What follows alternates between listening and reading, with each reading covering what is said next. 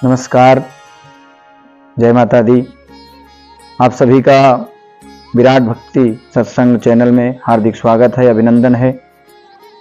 आप जुड़ रहे हैं आज के वीडियो से, जिसमें हम आपको बताने वाले हैं नवरात्रि के 9 माताओं में से जो द्वितीय दिन ब्रह्मचारिणी माता का दिन आता है उसके बारे में। आप सभी जानते हैं कि ये जो शरद ऋतु में जो शारदीय नवरात्रि की शुरुआत इस बार 15 अक्टूबर से हो रही है और नवरात्रि के दूसरे दिन अर्थात 16 अक्टूबर को माता ब्रह्मचारिणी की पूजा की जाएगी। आपको बता दें कि माता ब्रह्मचारिणी जो कि तपस्या की देवी भी कही गई हैं, माता ब्रह्मचारिणी की नाम से ही हमें पता लगाना चाहिए कि उनकी शक्तियों का क्या महत्व है। ब्रह्म अर्थात होता है तपस्या। पहले हम ब्रह्मचारिणी शब्द का अर्थ जानेंगे। ब्रह्मम चरति इति ब्रह्मचारिणी, अर्थात जो ब्रह्म अर्थात तपस्या का आचरण करती हो, ऐसी ब्रह्मचारिणी माता। माता के इस स्वरूप की पूजा करने से हमारे अंदर जो सद्गुण हैं, जैसे पहला है तप, त्याग, संयम, सदाचार आदि जितने भी सद्गुण हैं, हमें माता ब्रह्मचारिणी की पूजा से, उनके ध्यान से हम उन सद्गुणों में वृद्धि कर पाते हैं। तो आज हम इस वीडियो में जानने वाले हैं कि जो माता का जो द्वितीय स्वरूप ब्रह्मचारिणी स्वरूप है, सर्वप्रथम ब्रह्मचारिणी अर्थात तप का आचरण करने वाली, इन्होंने भगवान शिव को पति रूप में प्राप्त करने के लिए कठोर तप किया, इसलिए इनका नाम ब्रह्मचारिणी पड़ा। माता ब्रह्मचारिणी का जो स्वरूप है वो अत्यंत ज्योतिर्मय है, अत्यंत प्रभावशाली है। इनका जो वर्णन आता है एक श्लोक से हमें समझना चाहिए कि दधाना कर पद्माभ्याम अक्षसूत अक्षमाला कमंडलु, अर्थात इनके एक हाथ में कर पद्माभ्याम, इनके हाथों में एक हाथ में कमंडल, एक हाथ में अक्षमाला रुद्राक्षमाला धारण किए हुए हैं।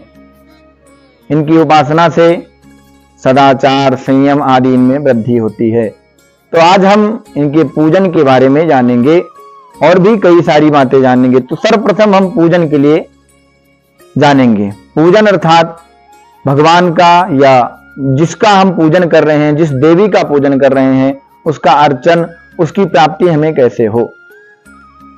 पहला जो माता शैलपुत्री का प्रथम दिन है, उनकी पूजन की जानकारी हम लोगों ने पहले वीडियो में दी।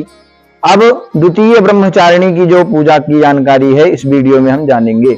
पूजन अर्थात अर्चन, जिसको करने से हमें इस स्वरूप की, इनकी तन्मयता की प्राप्ति होती है। सर्वप्रथम हमें यह ध्यान रखना चाहिए कि किस देवता को या किस देवी को कौन से वस्त्र आदि ज्यादा अधिक प्रिय हैं। तो हमें सर्वप्रथम उठ करके सुबह स्नान आदि करके, शौच आदि से निवृत्त होकर के, अपने चित्त को शुद्ध करके, अपने मन को और अपनी वाणी को शुद्ध करके सुंदर वस्त्र, और ध्यान रखें कि माता ब्रह्मचारिणी को पीत वस्त्र यानी कि पीले वस्त्र अधिक प्रिय हैं। तो हमें पीले वस्त्र धारण करके या तो सफेद वस्त्र धारण करके माता ब्रह्मचारिणी का पूजन करना चाहिए। हम जब माता ब्रह्मचारिणी के ध्यान के लिए बैठें, सर्वप्रथम घी का दीपक जला लें। इसके बाद जो भी हमारे पास उपलब्ध सामग्री है, हमारे यहां पूजन 3 प्रकार से बताया गया, एक पंचोपचार, एक दशोपचार और एक षोडशोपचार। ये 3 उपचार होते हैं, अर्थात पहले में 5 प्रकार से, दूसरे में 10 प्रकार से, 10 विधि से या 10 प्रकार की सामग्री से, और जो सबसे विधिवत पूजन माना गया, शास्त्रीय पूजन माना गया, वो है षोडशोपचार। तो हमें षोडशोपचार अगर हमारी क्षमता है, हमारे पास व्यवस्था है, तो उस प्रकार से हम माता ब्रह्मचारिणी की पूजा करें। इसके बाद जो भी हमारे पास सामग्री उपलब्ध है उससे हमने पूजा की। अब हमारे पास अगर हमने और भी कई सारी वेदियां बनाई हैं, जैसे सर्वप्रथम कलश रखा जाता है, गौरी गणेश की पूजा होती है, नवग्रह मंडल आदि की जो वेदियां बनाई जाती हैं उनकी पूजा होती है, तो हमें वो रख करके उनका पूजन करना है। कहा जाता है जो मुख्य देवता हो, मुख्य देवी हो, उसका सबसे अंत में पूजन करें, अंतिम में पूजन करें। तो सर्वप्रथम हमें विधिवत पूजन करते हुए गणेश गौरी, इसके बाद कलश, इसके बाद नवग्रह आदि जो भी वेदियां हैं, इसके पश्चात हमने जो भी माता ब्रह्मचारिणी या माता दुर्गा का जो स्वरूप विराजमान किया हुआ है उसकी पूजा कर रहे हैं। अक्षत, रोली आदि आदि जो हमारे पास सामग्री उपलब्ध हैं। पुष्प में कहा जाता है माता ब्रह्मचारिणी को गुड़हल और कमल अधिक प्रिय हैं, तो जहां तक उपलब्ध हो सके तो गुड़हल और कमल, इनसे माता की पूजा करनी चाहिए। अब पूजन करने से लाभ क्या होगा? कहा गया कि ब्रह्मचारिणी अर्थात तप को करते करते या जिसने तप से ही इस शरीर को एकदम बिल्कुल तपा हुआ बना लिया है, ऐसी ब्रह्मचारिणी। तो कहा जाता है जिस देवता की या जिस ध्येय का हम ध्यान करते हैं उसी प्रकार का गुण हमारे अंदर आ जाता है। तो जब हम माता ब्रह्मचारिणी की पूजा करते हैं तो उनके अंदर जितने भी सद्गुण हैं, जैसे त्याग, तपस्या, संयम, सदाचार, संतोष, ये सारे गुण हमारे अंदर आ जाते हैं। इनकी पूजा करने वाला कभी भी अपने पथ से च्युत नहीं होता। इनके बारे में एक कहानी आती है या कथा आती है शास्त्रों में कि ये पूर्व जन्म में हिमालय के यहां जन्मी, इनका नाम इनके कर्मों के अनुसार पड़ता गया।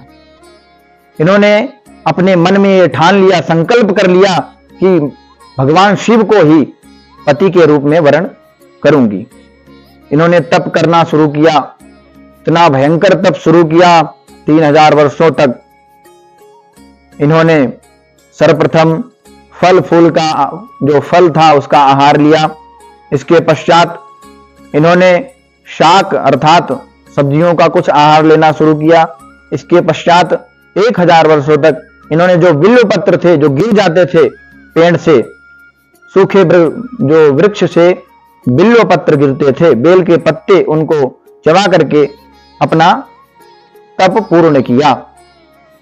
जब इससे भी भगवान प्रसन्न नहीं हुए तो बिल्व पत्रों का भी त्याग कर दिया। इस कारण इनका एक नाम अपर्णा भी पड़ा।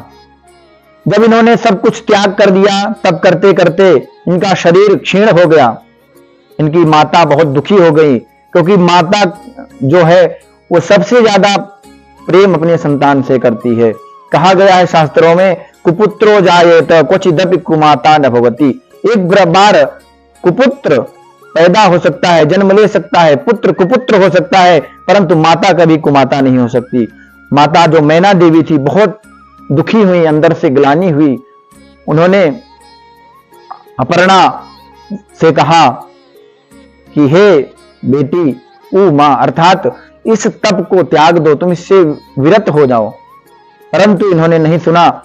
इनका नाम उमा भी इसी कारण से पड़ा क्योंकि उन्होंने इनको बुलाया था उमा नाम से, इनकी माता ने। इस प्रकार जब माता ने किसी प्रकार से तप को नहीं रोका, तब ब्रह्मा आदि देवता प्रसन्न हुए और ब्रह्मा ने आकाशवाणी के माध्यम से इनको आदेश दिया, उपदेश दिया और वरदान भी दिया कि हे उमा, हे देवी, आपके तप से, आपकी तपस्या से सभी जो देव हैं, देवी देवता हैं, सभी प्रसन्न हैं। आप इस तप को यहीं स्थगित करें। आपको आपके जो मनोविलसित अर्थात आपका जो मन में मनोरथ है अपने पति के लिए या भगवान शिव के लिए, वो आपको शीघ्र ही प्राप्त होंगे। आप शीघ्रातिशीघ्र इस तप को स्थगित करें और अपने पिता के साथ जाएं। तो इस प्रकार इन्होंने इतना भयंकर तप किया, भगवान शिव की प्राप्ति भी हुई इनको कहा जाता है कि सभी देवियों को अलग अलग जो रंग हैं वो प्रिय होते हैं। वैसे तो दुर्गा माता का एक रंग माना जाता है, वह है लाल, परंतु जो देवियां हैं जैसे शैलपुत्री, ब्रह्मचारिणी इत्यादि जो 9 देवियां हैं उनको अलग अलग उनका जो रंग है वो बताया गया है। जैसे शैलपुत्री को लाल रंग प्रिय है, ऐसे माता ब्रह्मचारिणी को पीला वस्त्र या पीला रंग प्रिय है। इसलिए हमें पीत वस्त्र पहन करके मां ब्रह्मचारिणी का पूजन अर्चन करना चाहिए। माता ब्रह्मचारिणी के पूजन के अनेक लाभ हैं, इनका हम वर्णन कहां तक करेंगे। और इनका जब हम पूजन करें, बीच में अगर हमें मंत्र आ रहा है तो मंत्र का पाठ करें। या देवी सर्वभूतेषु ब्रह्मचारिणी रूपेण संस्थिता नमस्तस्यै नमस्तस्यै नमस्तस्यै नमो नमः। अथवा दूसरा मंत्र, दधाना कर पद्माभ्यामक्षमाला कमंडलम देवी प्रसीदतु मयि ब्रह्मचारिण्यनुत्तमा। इन दोनों मंत्रों से हम माता का ध्यान पूजन कर सकते हैं। अगर हम नहीं बोल पा रहे हैं किसी कारणवश, तो किसी योग्य आचार से हम अपने लिए पूजन आदि भी करा सकते हैं। इसके बाद जप आदि ध्यान करके माता की आरती करें। माता का भोग लगाने के लिए या तो केसर आदि अगर उपलब्ध है उसकी खीर बना करके बढ़िया से माता को अर्पित करें, या तो हलवा या चीनी आदि का भी भोग लगा सकते हैं, जैसी हमारी क्षमता है। क्योंकि भगवान ने कहा है, पत्रम पुष्पम फलम तोयम यो में भक्त्या प्रयच्छति।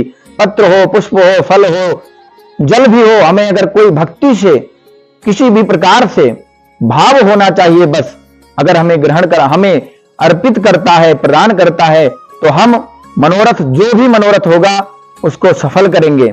इस प्रकार, और सबसे बड़ी बात, इस दिन अर्थात नवरात्रि के द्वितीय दिन ब्रह्मचारिणी माता की पूजा उनको भी करनी चाहिए जिनका विवाह ना हो रहा हो। इस दिन ऐसी कन्याएं जिनका विवाह तय हो गया हो परंतु विवाह हुआ नहीं है, ऐसी कन्याओं को भोजन कराएं, उनको पीला वस्त्र आदि दान दें। जो भी यथा सामग्री हमारे पास उपलब्ध हो दान दें। इससे माता ब्रह्मचारिणी की कृपा, असीम अनुकंपा हमारे ऊपर बनेगी। आशा करता हूं आप सभी को ये जानकारी, ये वीडियो पसंद आई हो। अगर पसंद आई हो तो लाइक, सब्सक्राइब एवं शेयर करते हुए जाइएगा। जय माता दी, जय माता दी।